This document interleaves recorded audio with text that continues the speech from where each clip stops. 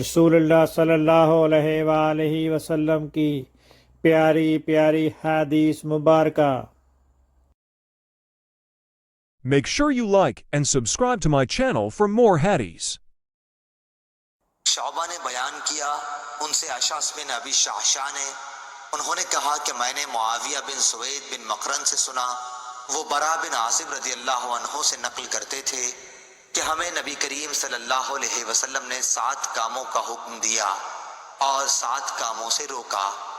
ہمیں آپ صلی اللہ علیہ وسلم نے حکم دیا تھا جنازے کے ساتھ چلنے، مریض کی مزاج پرسی، دعوت قبول کرنے، مظلوم کی مدد کرنے کا، قسم پوری کرنے، سلام کے جواب دینے، چھینک پر یرحمک اللہ کہنے کا، اور آپ صلی اللہ علیہ وسلم نے ہمیں منع کیا تھا چاندی کے برتن استعمال میں لانے سے، سونے کی انگوٹھی پہننے سے، ریشم اور دباج کے کپڑوں کے پہننے سے، قصی سے، استبرق سے۔